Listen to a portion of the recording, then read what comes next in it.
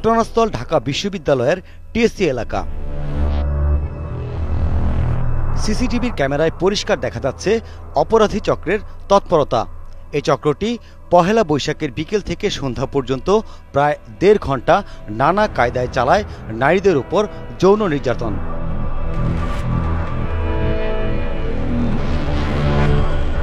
সিসিটিভির ফুটেজে দেখা যায় সন্ধ্যা ৭টার দিকে সোহরাওয়ার্দী উদ্যান থেকে বের হয়ে আসে কয়েকজন তরুণী। হঠাৎ তাদেরকে ঘিরে ধরে কয়েকজন যুবক, তাদের উপর চালায় নির্যাতন।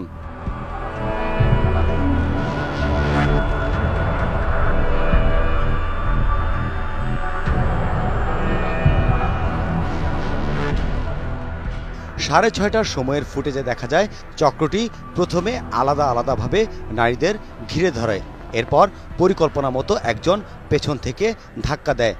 এরপরে চলে নির্যাতনের ঘটনা। আরেকটি ছবিতে দেখা যায় স্বজনদের সামনে রিকশা থেকে নামিয়ে নির্যাতন চালানো হচ্ছে। পাশে থাকা পুরুষটি নিরুপায়, নির্বিকার। আশেপাশের অনেককেই তখন দেখা যায় দর্শকের ভূমিকায়। দু একবার লাঠিপেটা করলেও জোরালো ভূমিকায় ছিল না পুলিশের। নিজে একেবারে একজনকে ধরে এখানে এসে দিয়ে যায় একজনকে, আর একজনকে হচ্ছে এখানে ধরার পর হচ্ছে পুলিশ এসে আমার থেকে নিয়ে যায়।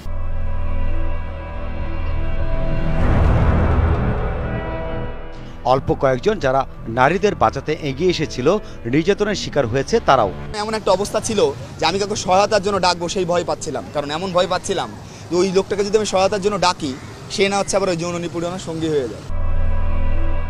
ঢাকা বিশ্ববিদ্যালয়ের উপাচার্য অধ্যাপক আরিফিন সিদ্দিকী বলেন, এই ঘটনার সাথে জড়িতরা সবাই বহিরাগত, তদন্ত করে বিচারের আশ্বাস দিলেন তিনি। যে ঘটনার কথা পত্রপত্রিকায় এসেছে সেটা যদি সত্য হয় এটা আমাদের সবার জন্য অত্যন্ত লজ্জাজনক। তো সেই কারণে আমরা এটা সুষ্ঠু তদন্ত করে আমাদের যে বক্তব্য সেটা আমরা উপস্থাপন করব। বৈশাখে টিএসসিতে ছিল নিরাপত্তার বলয়। সিসিটিভির ছবিতে যৌন নির্যাতনের ছবি ধরা পড়লেও এখন পর্যন্ত কাউকে আটক করতে পারেনি পুলিশ। জেমসন মাহবুব, ৭১, ঢাকা।